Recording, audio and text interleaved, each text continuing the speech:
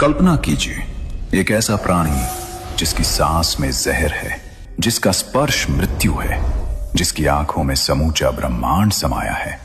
और फिर कल्पना कीजिए कि उस प्राणी को खुद महादेव ने अपने गले में धारण किया। क्यों? क्योंकि वो कोई साधारण सर्प नहीं था, वो था वासुकी, नागों का राजा। वो सर्प जिसने एक बार अपना पूरा शरीर रस्सी की तरह दे दिया ताकि देवता और असुर मिलकर सृष्टि को बचा सके। वो राजा जिसने असहनीय दर्द में भी मुंह नहीं खोला। वो भक्त जिसके बारे में खुद भगवान कृष्ण ने गीता में कहा, सर्पों में मैं वासुकी हूं। लेकिन दोस्तों, वासुकी की कहानी सिर्फ समुद्र मंथन तक नहीं रुकती। उनकी कहानी में है एक कठोर तपस्या जिसने शिव को पिघला दिया, एक श्राप जिसने पूरी नाग जाति को तोड़ दिया, और एक ऐसा त्याग जिसे तीनों लोगों ने याद रखा। क्या वासुकी सिर्फ एक सर्प थे या एक दर्शन, एक जीवन सत्य? आज की इस यात्रा में आप जानेंगे वासुकी की वो कहानियां जो ग्रंथों में दबी रह गईं, वो सच्चाइयां जो आपकी अपनी जिंदगी से सीधी जुड़ती हैं। तो बने रहिए हमारे साथ, क्योंकि ये सिर्फ एक कहानी नहीं, ये उस राजा की गाथा है जिसने खुद को मिटाकर दुनिया को बचाया।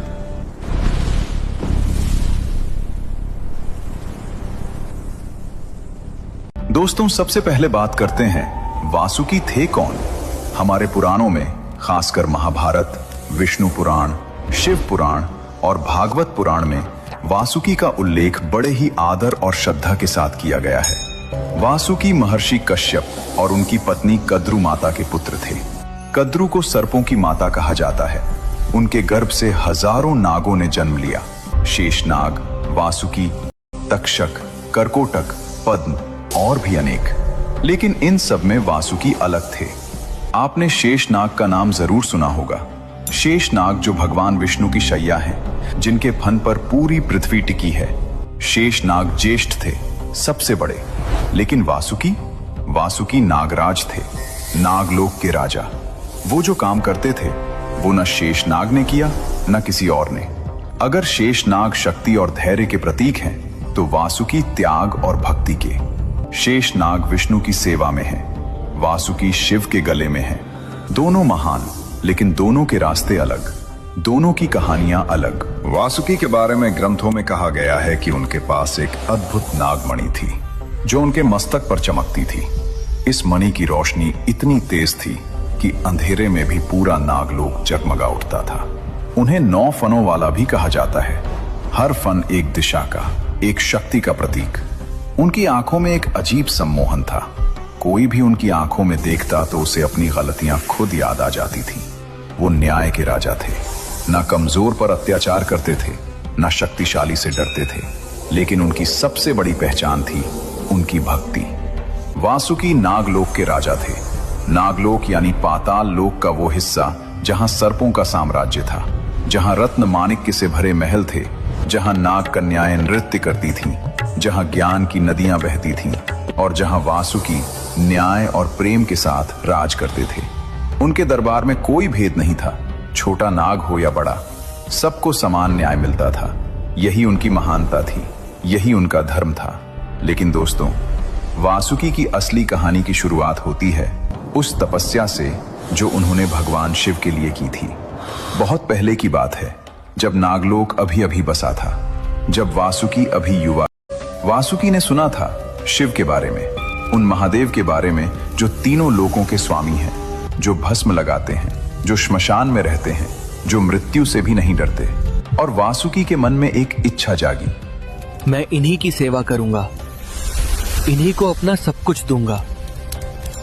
वासुकी ने तपस्या शुरू की, कठोर, बहुत कठोर। वासुकी हिमालय की गुफा में बैठ गए, ध्यान में। उन्होंने भोजन त्याग दिया, जल त्याग दिया। ओम नमः शिवाय। दिन बीते, महीने बीते, साल बीते। जंगल में तूफान आए, बर्फ गिरी, धरती कांपी, लेकिन वासुकी नहीं हिले। उनके शरीर पर दीमके चढ़ गईं, लेकिन वो नहीं हिले। उनके चारों ओर जंगल की आग लग गई, लेकिन वो नहीं हिले। बस एक ही नाम, शिवत शिवत शिव। और फिर एक दिन वो पल आया। जमीन हिली, आकाश गरजा और वासुकी के सामने प्रकट हुए भगवान शिव। जटा में गंगा, माथे पर चंद्रमा, गले में रुद्राक्ष, आंखों में एक अजीब शांति। शिव ने वासुकी को देखा, मुस्कुराए और बोले, वासुकी, तुम्हारी भक्ति ने मुझे यहाँ खींच लिया। मांगो, क्या चाहते हो? वासुकी ने आंखें खोली, शिव को देखा और बोले, प्रभु, मुझे कुछ नहीं चाहिए, बस इतना कि मैं हमेशा आपके पास रहूं, आपकी सेवा में। शिव एक पल के लिए चुप रहे और फिर बोले, तथास्तु, आज से तुम मेरे गले के आभूषण बनोगे। दोस्तों, सोचिए इस पल को, जो भगवान तीनों लोकों के स्वामी हैं, जिनके पास देने को सब कुछ था, धन, शक्ति, अमरता, और वासुकी ने मांगा क्या? बस सेवा का अधिकार।